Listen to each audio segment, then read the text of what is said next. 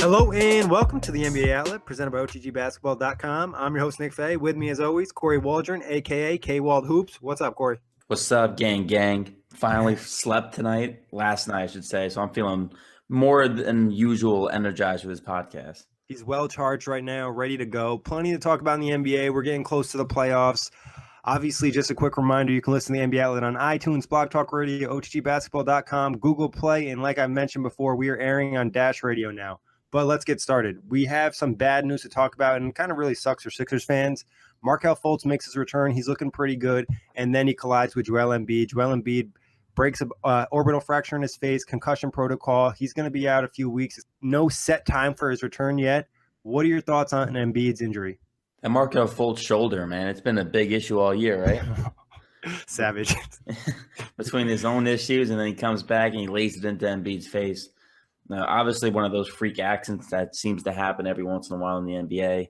More to the Sixers than anybody else, really. Yeah, it really does. At least it feels that way. Like you said, there's no really timetable. He could be back before the first round. He could be back in the middle of the first round. He could be back after the first round. I don't think anyone's saying it's going to be past the first round of the playoffs, but that seems to be kind of like how far out this injury is.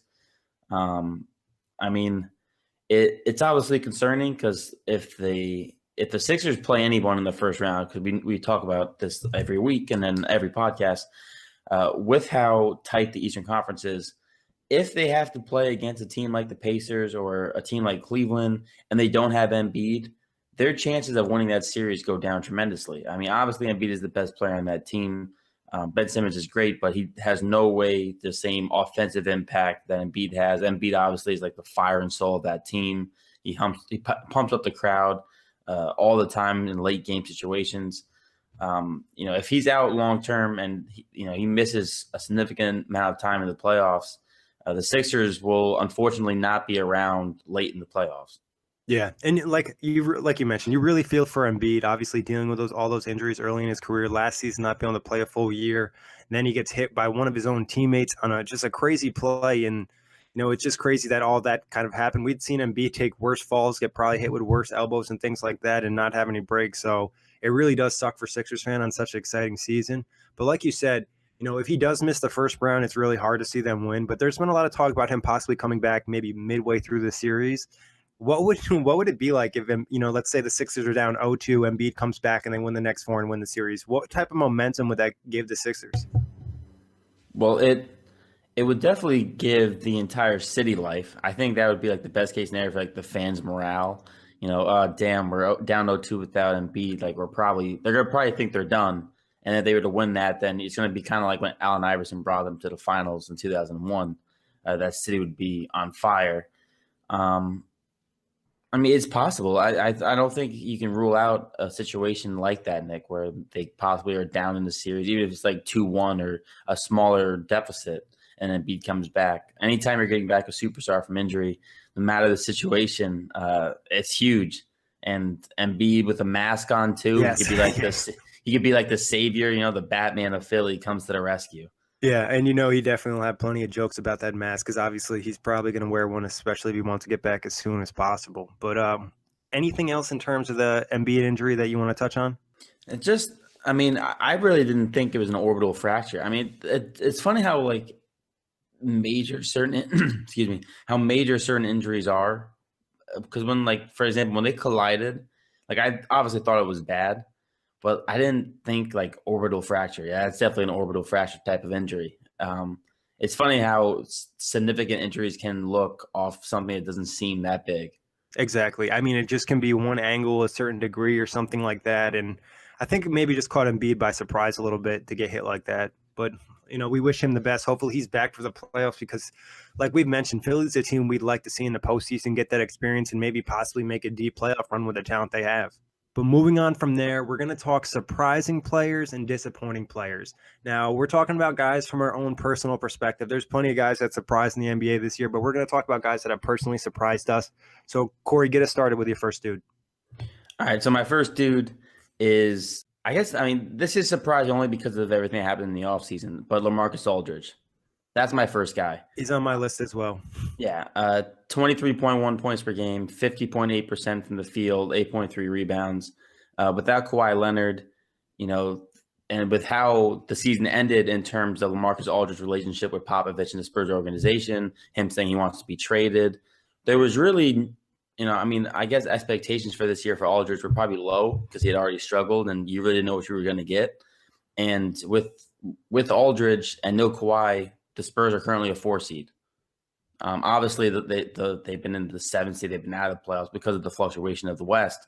But, without Kawhi, this team has still been one of the best teams in the West, and it's because LaMarcus Aldridge has been, so dominant, kind of like his Portland days. He had 46, I believe, the other night, or 48 in one of his against Gobert. Right, his career high against one of the best rim protectors in the league, who we always hype up on this podcast, especially. Best defenses too. Yeah. So Aldridge, to me, has been a huge surprise. I didn't expect him to have this kind of turnaround, especially when he's, not that he's older, but he's over 30, and you normally don't see guys make kind of a jump like he did from last year to this year when he don't even change teams. Yeah, I agree. I think the fact with all the storylines, last year in the postseason, he was pretty bad. I threw a lot of hate at him in the playoffs when he was getting out rebounded by KD and Curry. And that's not to say that I was wrong, because he was playing bad last year and we were upset because he wasn't playing at the level that he could play at. This year, he returned to that star level. There was plenty of talk about the possibility of him not being in San Antonio. When Popovich had that meeting with him, it really changed things. He looked a lot more comfortable with the team. And even Pop mentioned that he kind of made few mistakes with Aldridge. Like, he didn't allow him to be himself. Now he's posting one of the best offensive ratings of his career. He's tied with his free throw attempts per game for his career. So I just think there's a lot of things that, Aldridge is doing great. Also, he's almost averaging his career high in points per game, and he's not even playing that much, just a shade over 30 minutes. So I think the efficiency, too, in working that system with the Spurs and them having such a record in the Western Conference without Kawhi Leonard, such a big piece of your team. I don't think you could talk about any other team in the league losing a top 5 player and being able to maintain a high playoff position like the Spurs. Not saying they're locked in at number 4, but there's a good chance we'll see them at least above 6. For sure. And it's just to piggyback off the Popovich point, Pop is a genius, and he's a great coach. I know one of our writers, Dom, said Brad Stevens is the best coach in the NBA. Don't at him, but he's not. Popovich is still the best coach until he decides to retire. But man, like a guy is ready to leave. And all last year, if you remember how they played a lot of Aldridge at the 4 because they really wanted Powell Gasol to play the 5. Like, they had a lot of those big man lineups.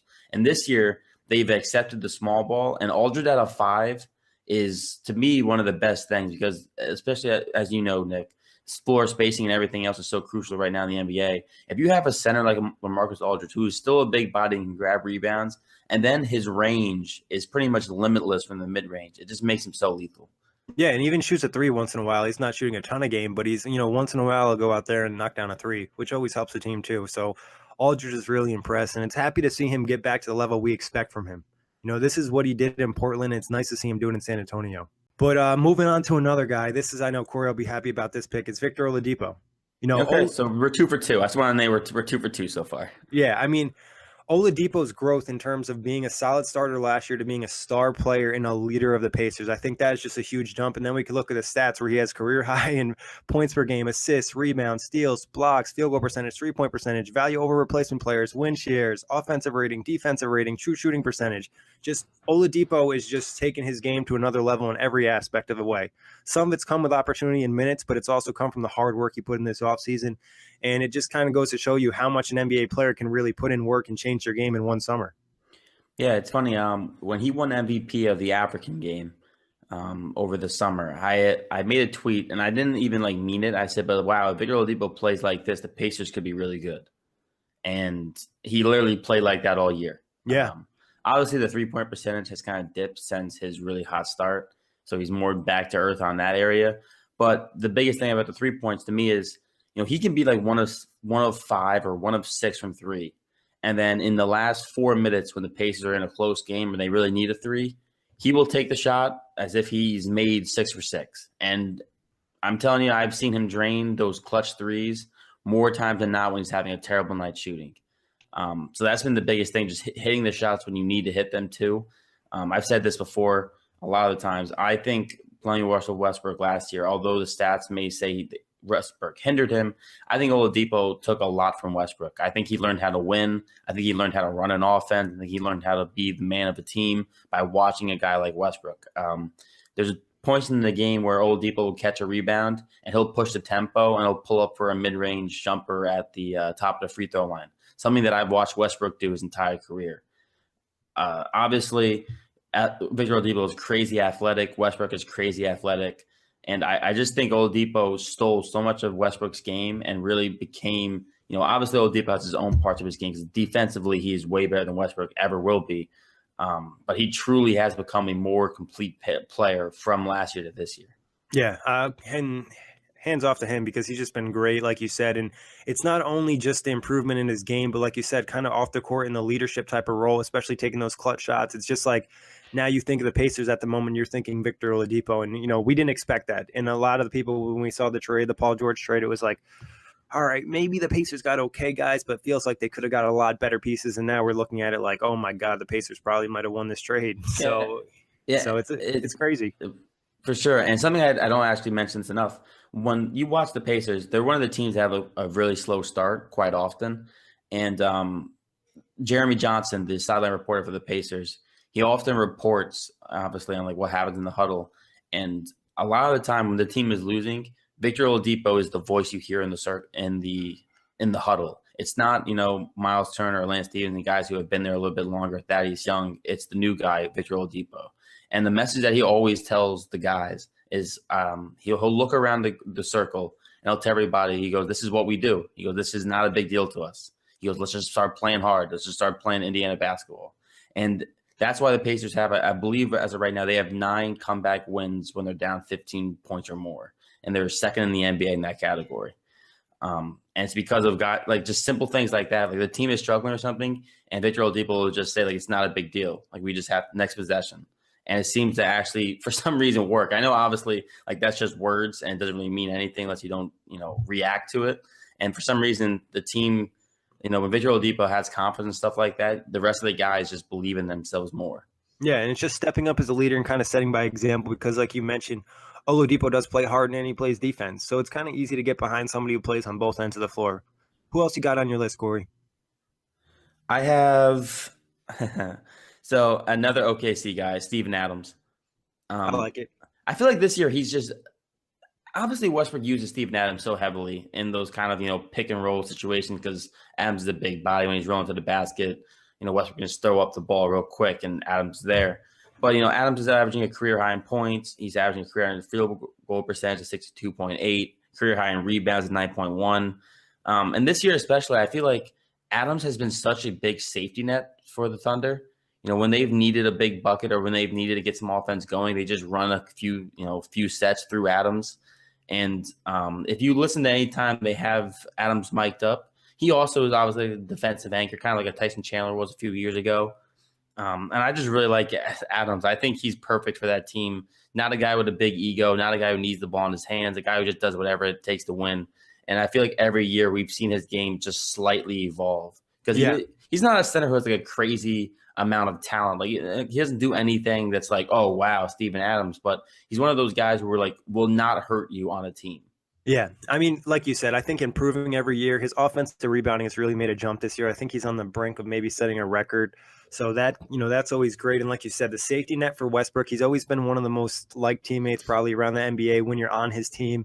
And if I'm not mistaken, he's probably top 5 in points accumulated by screens. He sets great picks, kind of helps his teammate out, does the dirty work. Definitely is always willing to get on the floor. He's a guy I really liked. I would say I'm probably not super surprised though by him because he's a guy that I just feel like he, like you mentioned, is just constantly getting better. And I just like to see Steven Adams' game kind of improve. And it's interesting to see what he would do on another team. I don't think he'll ever leave OKC, but I'd be interested to see what he would do without Westbrook, maybe another type of point guard or without a point guard, how his game would look.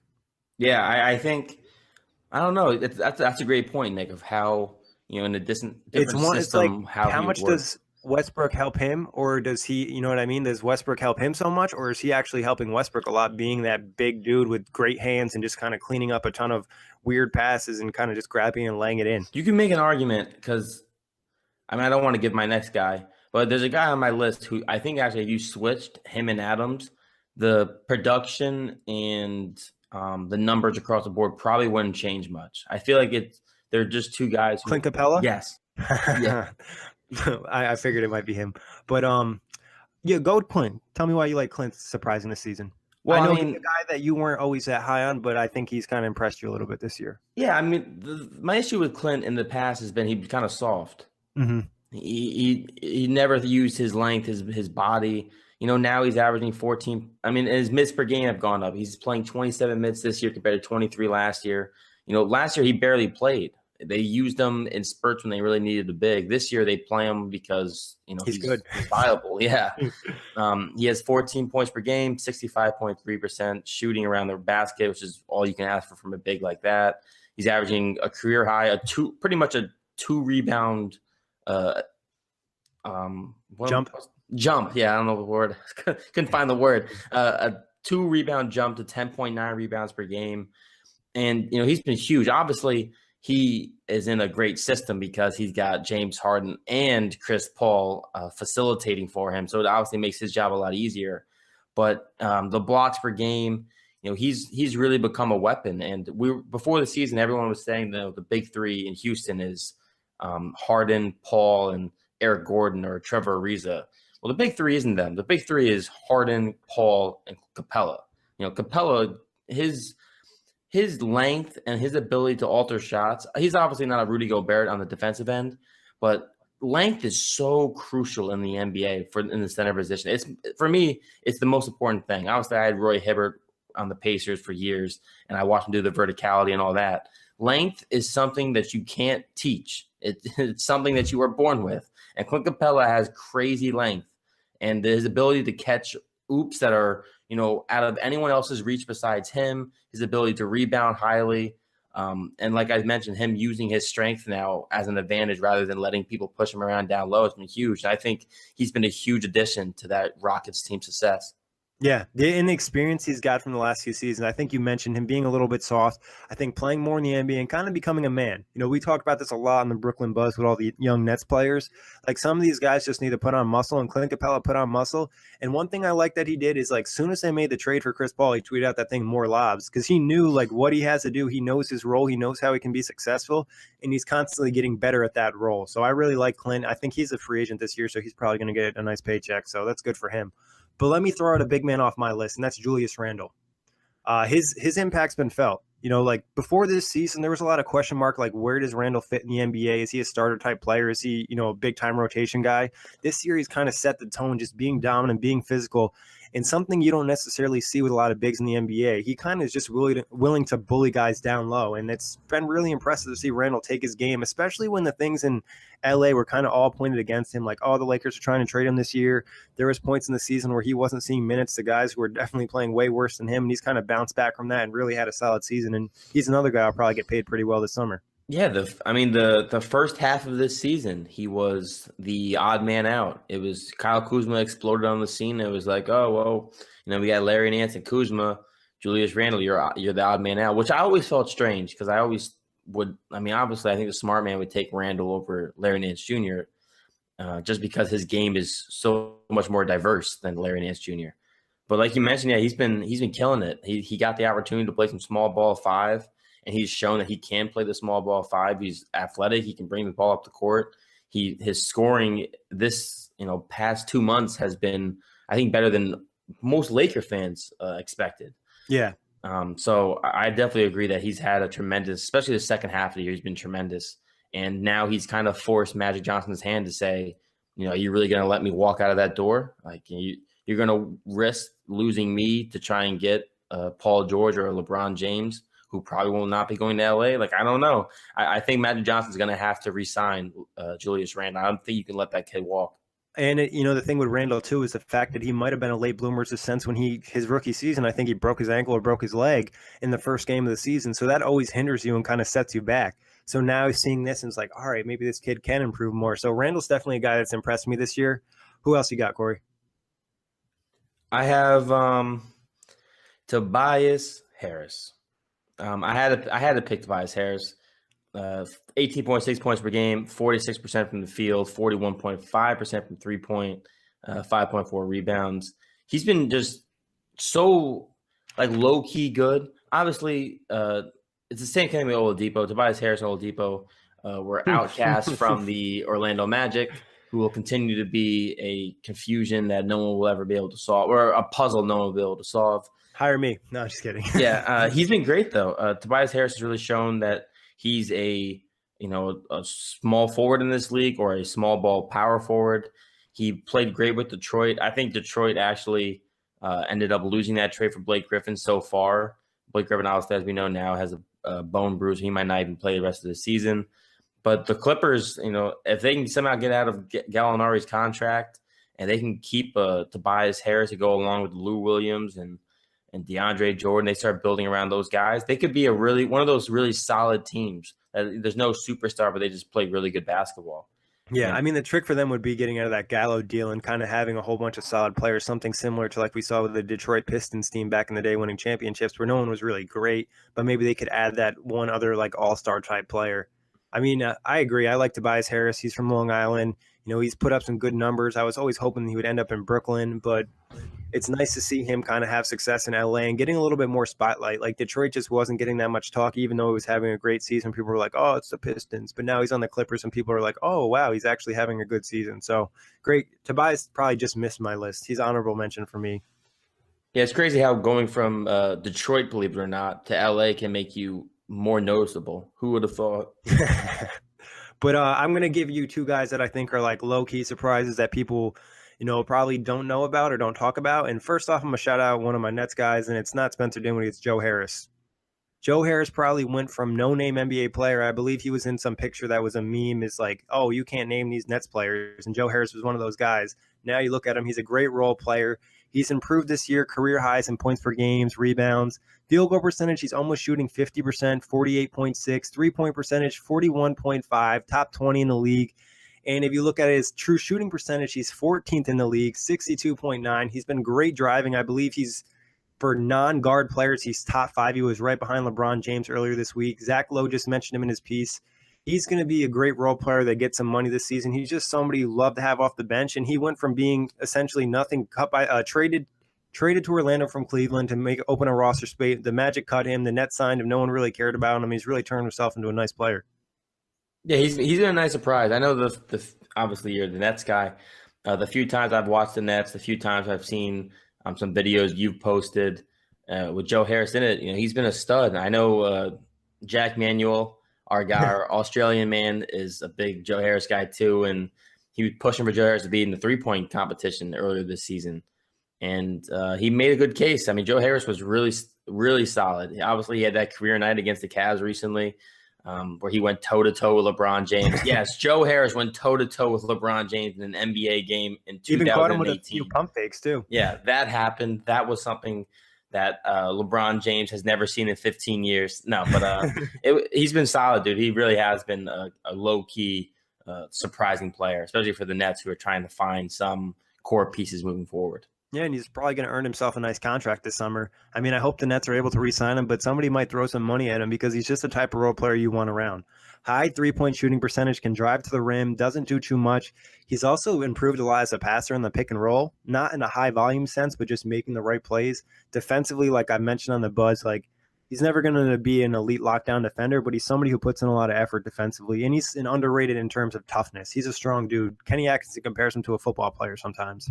But another low-key player who's had a big season, he's kind of got a little bit more hype, though, and that's Tomas Satoransky for Washington Wizards. He went from being no minutes last year, not even really in the rotation, to being in the rotation this year, having some big starts with John Wall out, and he's putting up some ridiculous shooting numbers, 52.2 field goal percentage, 46.9 three-point percentage. He's improved a lot as a playmaker. He's kind of averaged probably around like 10 and 6 when John Wall's been out, so Satoransky's been a guy who's really stepped up for Washington and has helped keep them relatively high in the playoff race. Yeah, he's been solid. He's been really good. Obviously, with John Wall being out, they've had to lean on guys who in years past have been solid but nothing special. And I'm not going to try and say his name because I can't. But the Big S has been really good for them. He's stepped up hugely. Obviously, the Wizards are struggling now, but when they were on that little hot spell, he was a big part of it. So I think he's a great honorable mention. Yeah, and he's a nice guy they'll have for the future on their bench to really have around. Anybody who didn't, you got all 5 of your guys out, right, Kory? Yeah, I got all 5 of mine. All right. The one, a little Pacer bias, I suppose. The one honorable mention I have is Sabonis? No. Darren Collison. He missed some time because of a knee injury. He obviously doesn't knock off the floor with points per game, but he is currently the number 1 3-point percent shooter in the NBA at 47.7. He's been so consistent, so good from 3. Every time Darren Collison is taking a 3, it's one of those guys where you feel like, oh, that's going in. There's really never a time where I doubt him taking a 3, and that's been crucial because the Pacers are one of the worst teams for 3-point shooting. And Darren Collison, when he was out, we really missed the 3-point shooting. Now that he's back and healthy, the effect of him making just 3 or 4 a game is huge. I was watching a Pacer game either last week or the week before, and it was overtime, and he hit some big threes. Also, I believe Collison is number 2 in the league in assist to turnover ratio. So he's just been super efficient for the Pacers. He's kind of been a guy that's kind of floated around the league. It's nice to really see him have a nice season with Indiana. Yeah, a team that we had him too a couple of years ago when we played against the Miami Heat, and he left us, but we had to bring him back. Yeah, he's just a solid guy that kind of understands his role in the NBA. And like I mentioned, I think Sabonis has been kind of surprising. Like last year in OKC, it's been all over the place. This year, he's been a lot more consistent and kind of a better idea of what he needs to do with the NBA. But other than that, anybody else, you want to mention for a surprise that really kind of took you off, that you didn't think was going to have this type of year? I mean, I guess you could throw just the rookies in, like Donovan Mitchell. Well, I was actually going to ask you that. Give me one rookie who has surprised you the most. Just one. It's Donovan Mitchell for me. Obviously, that's my guy for Rookie of the Year. If you'd be keeping up the round tables over and off the glass. He's averaging 16.3 points per game, 43.4% from the field. Obviously, the 3-point percentage of 33.7 isn't great. But he's had some tremendous games. He's had his own Kobe game recently where he took like 36 shots in the game. He's been great. He's been electric. When Rudy Gobert was down, they needed someone to step up, take the offensive load on their shoulders. And it was the rookie, Donovan Mitchell. It wasn't Joe Ingles. It wasn't Ricky Rubio. I mean, even though Ricky Rubio taking over an offense is scary and terrifying, we should all run if that ever happens. But he's been great. And for a rookie, he's looked very poised. Quinn Snyder does a great job over in Utah. He's been my most surprising rookie. Yeah, I think you'd have to go with him. Ben Simmons is my Rookie of the Year, but I'm not surprised because I expect him to have a huge season. Mitchell, on the other hand, I expect him to have a good season, but not a great season like this and feel so comfortable and have so many late-game buckets in the NBA at this point in his career. Quick shout-out, though, for my guy Jared Allen. He's another guy I think who's really surprised. I mean, I know personally, even in the Nets organization, there was a lot of talk about him spending most of the season in the G League, and he's essentially started for the team for the second half of the year, has been top 5 in the team in a lot of big categories, and he's just been a really promising piece for the future for the Nets. Yeah, Jared Allen, the man who has posterized probably, I don't know, it's got to be over a handful now this year, right? He's got a collection. Yeah, he's got a nice little poster collection. He's been great. I think coming out of the draft, he had the best hair, right, with the afro. Yeah. He had to have been the most 70s looking guy I've seen with the mustache and afro combination. Headband too. Yeah. And it's funny because Mozgov stole his minutes early in the season, obviously. And Mozgov now is taking his role on the bench. And Jared Allen's been thriving. I definitely think you guys got lucky in that pick. Not lucky, but I think, that's going to be a guy who stays at the Nets for a while. Yeah, I don't see Jared Allen going anywhere. He's fast, he's length, and like I mentioned, something that I always look for in a center. He's got tremendous length. The wingspan is ridiculous, and from him, I think it's really developing more of an NBA body, of course, similar to Capela. Getting more basketball IQ. Yeah, similar to like Capela. Yeah. Exactly. I mean, that's a lot of comparisons in the Nets world is Capela, but also Allen does a few things a little bit better than Capela early on, and that's passing, and he's shown a decent shooting stroke. His free throw percentage was a big question mark going into the year. He's been great from the free throw line. So Allen's a guy that I'm really excited for the Nets. And like you said, he's kind of slipped to them. The last 2 drafts, they really benefited getting Caris LeVert and Jared Allen in the 20s. So happy about that. But who's been the most disappointing rookie? I think he's got to be Dennis Smith Jr. for me. I could see that. I mean, obviously he hasn't been bad, and the Dallas Mavericks are not very good to begin with. So it kind of clogs the judgment, but he's shooting under 40%. He has had some big moments for them, but it's one of those, I don't know. And I think it's just more disappointing because I think I had him in my top 3 for Rookie of the Year candidates. I think I might have said he was the winner. I don't think I did. I think you might have said Fultz, but you're on borderline with Smith Jr. Yeah. That's exactly who it was. I picked Fultz, and I think he was my second guy. And guys like, what's it called? What's his name? De'Aaron Fox have had better years than Dennis Smith Jr., which I didn't expect, obviously. So he's been my one disappointment. He's been a little bit lackluster, but then again, you look at the surrounding cast, and the Mavericks are obviously not very good. So it's not like out of the left field his struggles, but to me that was probably the most surprising rookie struggle. Yeah, I could see that because there was just a ton of hype going into the season for him. I think really what's happened to Dennis Smith Jr. is just like regular rookie struggles for a point guard. Just becoming a point guard in the NBA is just not that easy, especially in the Western Conference when you got to match up against Westbrook, Steph Curry, Chris Paul and James Harden. Like it's a tough task.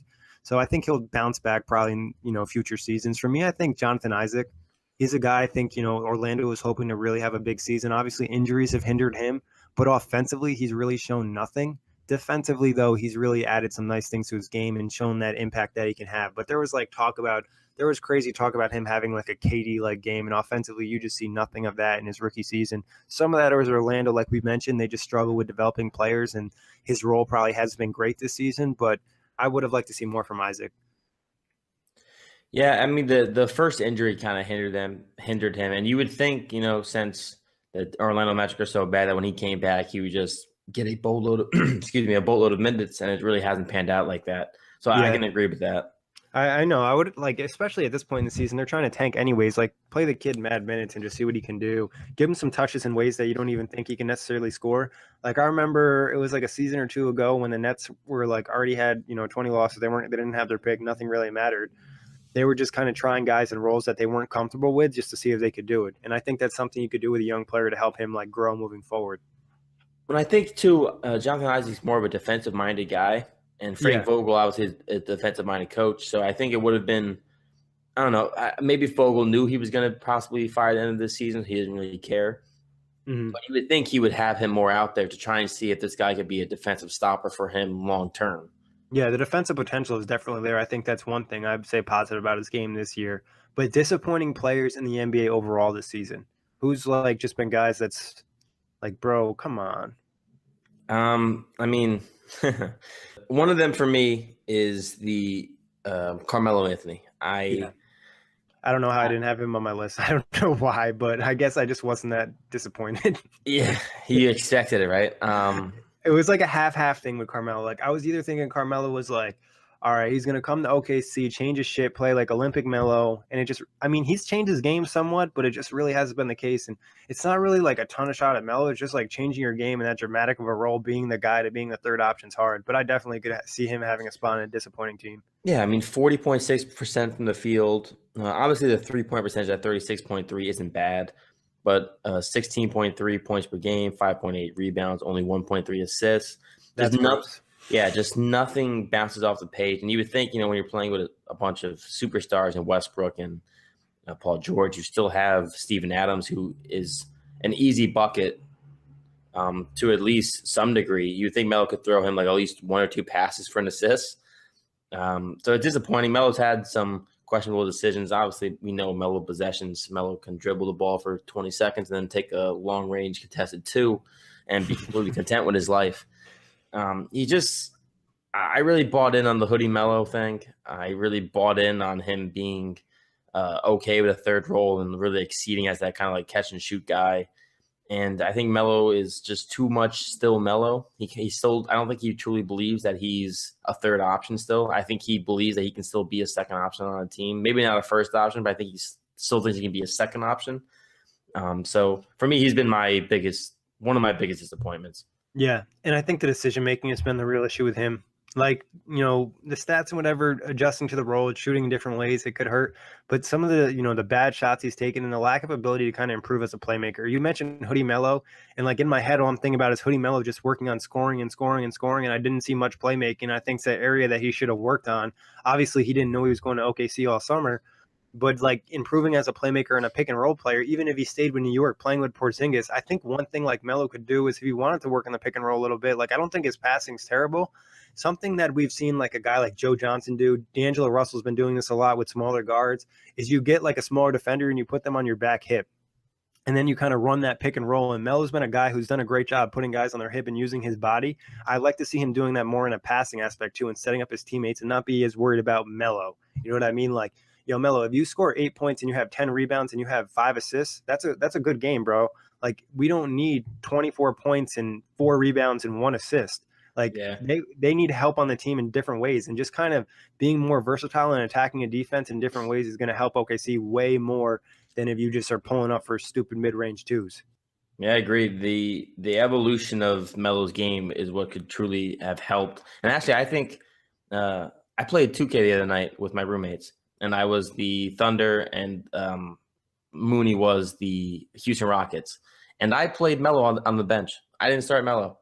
And I enjoyed playing with Melo on the bench because there was no one else who can score. Exactly. I think Melo, honestly, on this Thunder team would be so much more efficient on the bench unit because there would be no one on that bench unit to say, Melo, don't shoot, or Melo, you shouldn't be taking over the offense, because there's no one on that bench who can really take over an offense. And I know, I just hear that soundbite and playing in my head right now, like, yo, P, he said I got to come off the bench. From before his first press conference. Yeah. So that's just what always comes through my head whenever I think of anyone saying he should come on the bench. But he really should. He really should have played this year as a 6-man, I think. Jeremy Grant, I think, would have gave them more length and more defensive prowess at the small ball 4, and probably would have been able to run the floor a little bit better. But obviously it's the ego thing and the superstar in Melo that says no.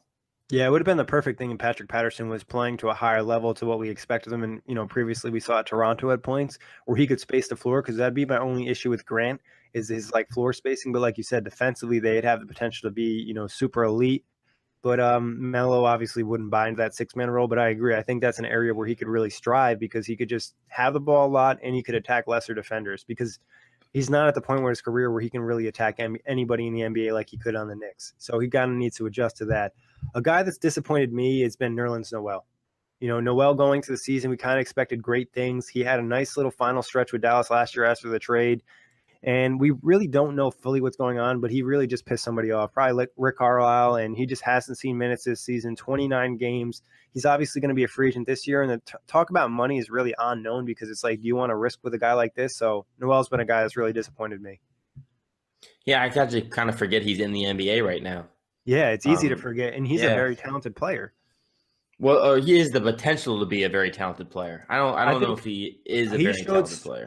Defensively, as a rim protector and a rim runner, I think he's shown enough where if he's in the right situation, he can be very effective. It's just about consistently and being focused. Like, I think the talent and all the athleticism is there, especially with the ability to guard multiple positions. Like, he's just one of those, like you mentioned, length. Like, he's just a lanky dude. He has that like spring in his jump. If he's in the right situation, and Carlisle's a great coach, so it's kind of surprising. He must have just done something that's really pissed them off, or he's just not putting in the work. So it's kind of just wasted talent almost. I think it's an effort thing. That last part you said, because Rick Carlisle is one of those guys, I think you have to play hard. You have to show you want to be on this team. You have to show you want to, be a comparable NBA player. And I think that's been the issue with Dallas. I don't think Carlisle has seen enough of Noel caring for him to want him on the floor. And that's obviously been a little bit toxic down there. Exactly. And the fact is the Mavs don't have any great bigs, and the ability to have one of these guys and you're not playing him, it says a lot about him.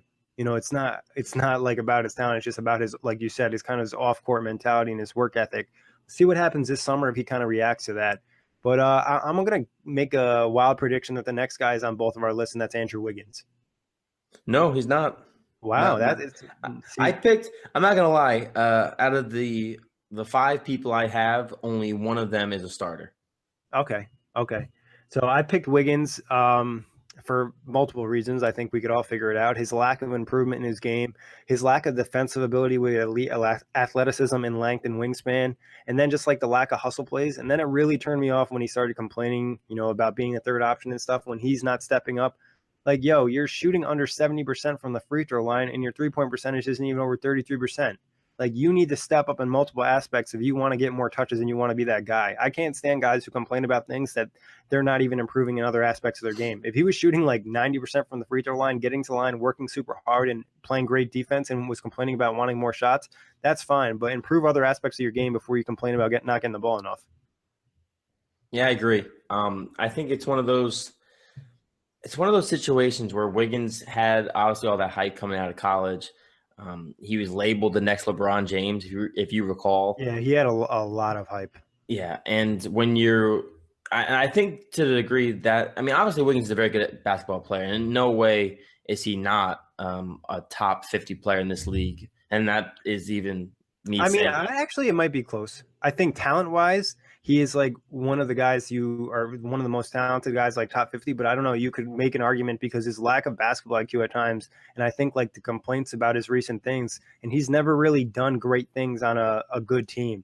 Like, and right now, the Timberwolves have kind of been hot and cold without Jimmy Butler. So I don't know. Like, Wiggins is a guy that still has a lot to prove to me, in my opinion, and they've already paid him a lot of money. No, I mean, he definitely has a lot to prove. That goes without saying. He got, like you just mentioned, the contract. He got a lot of money, and he didn't get a lot of money to stay the same. He got a lot of money to take his game to the next level. I mean, I obviously, a part of me likes him saying, I wanted to be more than a number 3 option, because I think when you're that talented or you have the potential to be that gifted, that you should have that kind of fire. You know what I'm saying? Like, you should be like, I want to be the best player on my team. Yeah. The only issue is, like you mentioned, show it. Work ethic doesn't match the mentality. Don't shoot shitty from the free throw line when you're a professional player. Learn how to shoot a 3-pointer.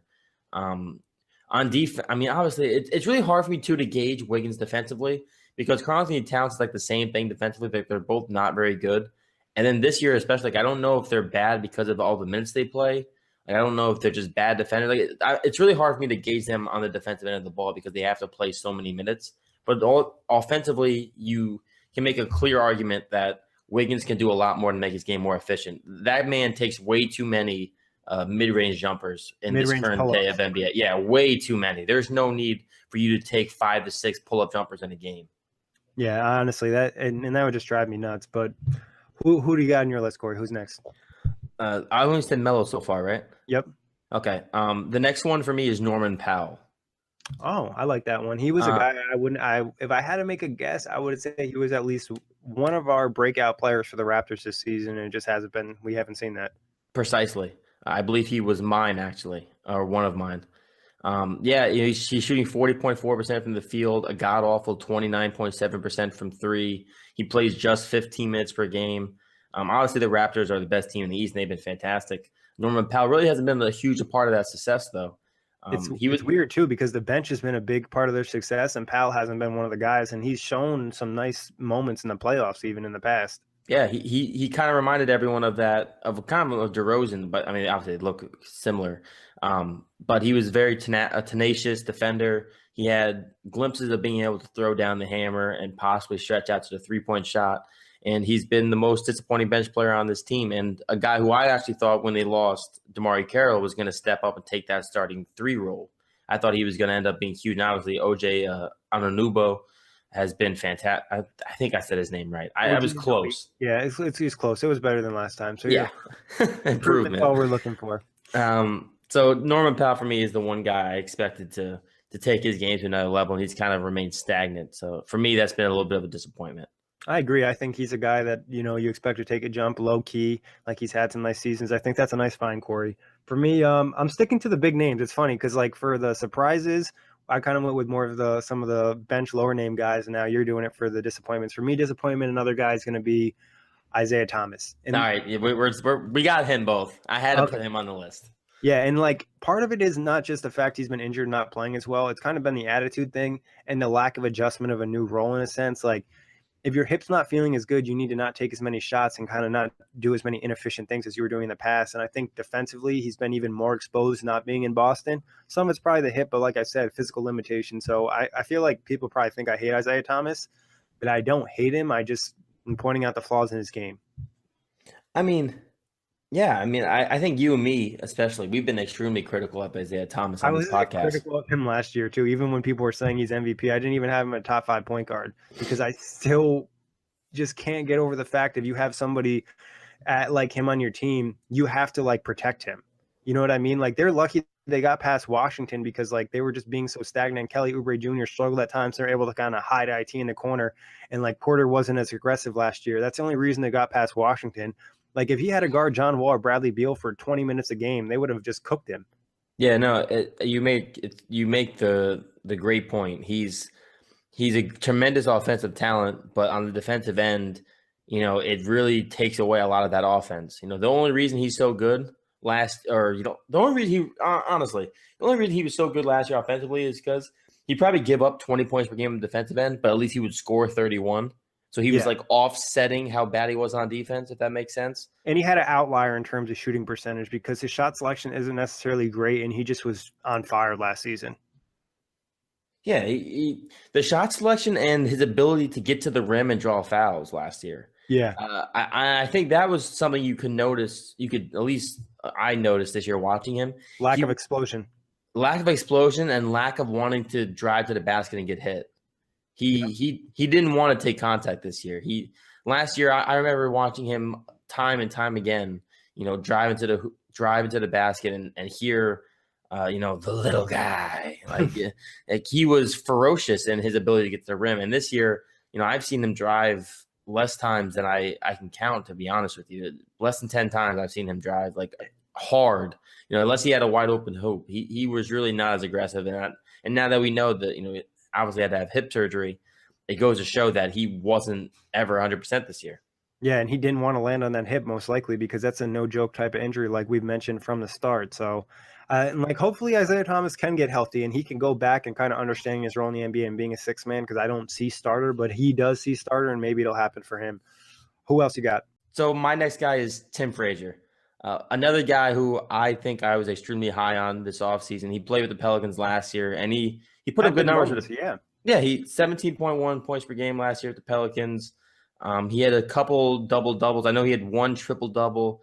Looked like he could do a little bit of everything. The Wizards have obviously needed a backup point guard for like the last 4 years. They've tried Brandon Jennings. They've tried Raymond Sessions. They've tried Trey Burke. They've tried a boatload of point guards to try and back up John Wall, and nothing was effective. They might have found their guy this year.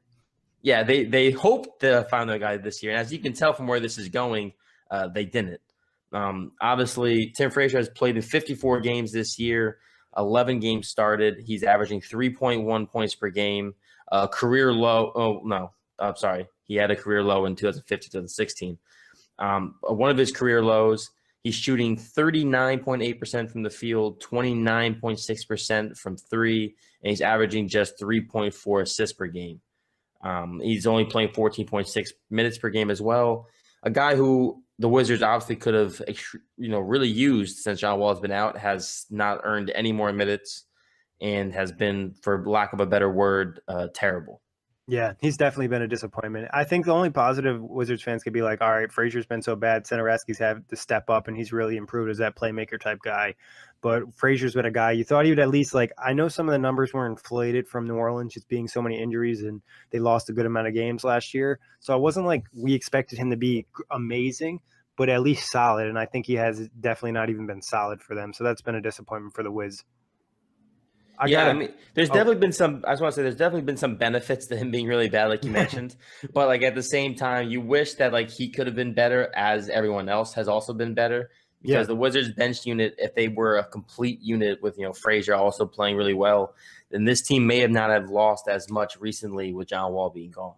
Yeah, and you could probably make an argument that Bradley Beal's struggled in clutch portions of the game, but I've watched him struggle, and some of it just looks like straight up fatigue. He just looks tired at the end of games where he can't get shots off that he wants to get, and he's benefiting from getting to the line and hitting free throws. But when he has to pull up and shoot something with a lot of energy, it just doesn't seem like he could do it. So depth's an issue, and hopefully John Wall's back and healthy for them. I believe it was reported yesterday that he's coming back tonight, so that'd be nice to see what John Wall can do. I've been pretty excited to see what he can do and bring to this Wizards team. I think right now, as it's matched up, it'd be like a Cavs-Wizards first-round series. If Wall was healthy, that'd be amazing. Yeah, and we know their little rivalry, the Cavs and Wizards. It seems like they always play really good games against each other. And it's one of those things where, like, when your star goes up against LeBron, they kind of elevate their game. John Wall, I feel like, plays some of his best games when he's going against LeBron James. Yeah, I mean, let's not forget last year we were talking as John Wall being the best point guard in the Eastern Conference. So I think it's not a ton has changed. It's just been injuries for Wall. But a guy who's kind of definitely had a rough season for me, it's been a rough season for the whole team, and that's Marc Gasol. He's just not looked into it. It's hard to blame him because Conley's been down and that squad's pretty bad, but Gasol has looked disinterested at times. Like, he just doesn't look like he's into playing for the Grizzlies anymore or into playing for those guys. And, like, it's hard to blame because the team's so bad, but he's shooting 42% from the field, 33% from three. Just not a good year for Marc Gasol, and he's hurt his value, and he's looked a little bit older this year. Well, and how about last night? The disgusting turn of events that happened last night in Utah. Did you see the box score at all between the Grizzlies and Utah Jazz? I didn't. I know he didn't play the fourth quarter, and he had a really big numbers, and they were saying they wanted to play their young guys, I believe. Yeah, so let me just tell you his stat line last night. I know this is a separate issue because you just mentioned how bad he's been playing, but he probably had his best game of the season to date against Rudy Gobert. In 23 minutes, Nick, 23, he had 28 points, 3 rebounds, 2 assists on 11 of 12 shooting. Wow. And he did not play the single minute in the fourth quarter. I get tanking and everything else, but that is, to me, atrocious. When you got a guy having a night like that, and you only lost by 10, so you were still in the game when he was playing like this, why do you do that to him? Why do you ruin the fan experience of watching Marc Gasol possibly drop 50 on 24 of 25 shooting or whatever, however it ended up becoming? And he was 6 of 7 for 3, by the way. Yeah, which is big time for him because he's not an amazing three-point shooter. And also, I mean, you can kind of sense there's an issue with the Grizzlies organization with the whole David Fizdale benching him in the fourth quarter. He was really pissed off about that, and they're like, they wouldn't do that to Mike. So you kind of feel, some tension brewing between the Grizzlies and Gasol. It definitely is a trade that I could see happening this summer. That shit pisses me off. I understand tanking and everything else, but I mean, when the guy's having a night like that and the game is still close, you're doing fans. That's the point. Adam Silver has made a big issue about not taking away from the fans' experience by tanking and everything else. There should be some sort of repercussion, in my opinion, for the Grizzlies for doing that. There's no what are you going to say? Like, oh yeah, he was doing great, but we decided to go in a different direction for the best of the team in the fourth quarter. Come on, man. The quote was, "We wanted to see our young guys play," or something. Yeah, get out of here. Take that, and shove it. I do have to give somebody a shout out on the Memphis Grizzlies. Signed a 10-game contract. My boy Marshawn Brooks is averaging 22 points right now and shooting 60% from the field. So he's been anti-tanking for them. Shout out to him. Nice to see him back in the NBA and putting up some big numbers. M. Brooks, a.k.a. Mega Brooks. He came back from overseas, recharged. I like it. You got to get the Nets jersey just because, like, a throwback. It'd be a really cool throwback. I mean, I can maybe see him kind of staying in the NBA as being one of those bench scorer pieces, kind of having a role on the small end of the bench, because it seemed like I listened to one of his interviews after the game that he really understands that he kind of just messed up the first time in the NBA. Like, he wasn't doing the right things in being an NBA player. So it's kind of good to see him mature a lot. He's a guy, I really like coming out of college. But on to another disappointment. Who you got? This is my last guy because you stole Isaiah Thomas from me. J.R. Smith. Yeah. I don't even know how I didn't put him on my list. I don't know. JR, I guess, just doesn't surprise me no matter what happens. I said, I picked a lot of the role players who let me down. But for me, it was J.R. Smith, 8.3 points per game, 39.9% from the field, 37.1% from three. Obviously, the three-point percentage isn't terrible, but I don't feel like he shoots enough to even make that number matter to a high degree, because 8.3 points per game for J.R. Smith is low. This is a guy I think without a doubt should be averaging at least 12, especially on this type of Cavs team. Especially all the injuries all year. Right, and you've needed offensive firepower. I just don't understand what's happened to J.R. Smith. I get it's got to be age, because he just isn't as good. I mean, obviously J.R. Smith has always been streaky, but now it feels like once every 15 games we're seeing a J.R. Smith appearance, and then he goes away again. So for me, he's been a big disappointment, especially because going into the season, we had our own predictions on the Cavs, obviously, and our own hopes. And we all thought they weren't going to be anything special because of the lack of floor spacing, but we still thought they were going to be one of the better teams in the East. And I guess at least for me personally, I didn't really worry about J.R. Smith. I was more worried about guys like Wade and Isaiah Thomas and how they would fit in Well, they're gone. right, and the point guard position and everything else with losing Kyrie and like who else would pick up the offense. And I thought J.R. Smith would be more of a vocal point, but Kyle Korver, who is a lot older, is still to me a better option for this team than J.R. Smith, sadly. Yeah, and it's tough. Maybe JR can kind of turn the switch in the playoffs. We've seen him do that in the past. Maybe LeBron can get some sense into him, but it has been a disappointing season. I think age is probably part of it too, and just all the turmoil all season. And JR being like a confident type of guy, being benched for Dwayne Wade and all that type of stuff, and just all that discussion causing drama in the locker room probably didn't help. But for me, last guy before we get out of here, Blake Griffin. And that's been in Detroit. I think he just hasn't been the guy they've hoped he'd be. And we kind of touched on it before, like, you could probably say LA's winning the trade right now. Just, they haven't had a full season, but Blake's shooting 43% from the field, not even averaging 20 a game. It's just hasn't been great for him. It's been just like a lot of nah. And they haven't made a push for the playoffs, and they've fallen out of the race. And like you mentioned, he recently was injured, and he might not be in the rest of the season. It's funny. One thing that he said, which I thought was really funny, is he said, "Now I know what it feels like to be in like a place where the fans love basketball or something." Yeah. Being in Detroit, now it's one of those things where like you look and you make that face like, "What the hell did you just say?" Because like, there's no way. I don't believe that he truly believes that Detroit basketball is the place that has like the fans that he really wants to play for. Because if you look at the effort level for Blake Griffin since his time in Detroit, he doesn't look happy. Yeah, just like the emotion of the overall team. And there's always a question mark with the fit between him and Drummond, either guy shooting great three-point percentage, and then having a point guard who either being Reggie Jackson or Ish Smith that doesn't shoot the three well. Spacing's an issue. And I think like the whole fit, like the whole concept, it didn't even make a ton of great sense on paper. It just made sense to add a player of Blake Griffin's caliber. But now they have to really adjust the roster to kind of capitalize on him because they've already invested money with that big deal that he has trading for it. Yeah, I definitely think Detroit will make some huge moves this offseason. They're going to try to. I think you think they move Drummond or Blake? I don't think they move Drummond. I think Drummond's like kind of their guy, and he hasn't proved any reason to trade him. I mean, he had 24 and 23 again the other night. He's fine. The issue is trying to get enough guys around him because the big man position, the center position. If you have a center like Andre Drummond who's top 10, you don't move him. I'm one of those guys who, if you have a big center, a good center, you keep him because it's not that easy to find top centers in this league. It's just, I feel like there's like 15 top centers, and then a bunch of them are just a bunch of guys pieced together by glue, or they're still young and developing. So I think Blake Griffin probably is the easier guy to move, although I don't think they move either one of them. I think they're going to try and move Reggie Jackson hard, but I doubt there would be a market. So maybe they'll have to package a draft pick or two. But I don't know. Yeah, their roster is just kind of in shambles. I just don't like the fit. And I mean, I wouldn't be surprised if Van Gundy was on the hot seat a little bit in a sense because it just isn't working out. And it's been like a couple seasons. We saw them have that playoff series, I believe, 2 years ago against Cleveland, where they played them really well. And everyone's like, all right, this is a team in the East that's really going to pick it up and start to get better in a few years. They're going to be really good. And they've kind of gone the opposite direction. So I think it's definitely worrisome for Detroit. But any honorable mentions for disappointments before we get out of here, Kory? No, that's it for me. Annie's disappointing me right now. She was doing good. She was doing good.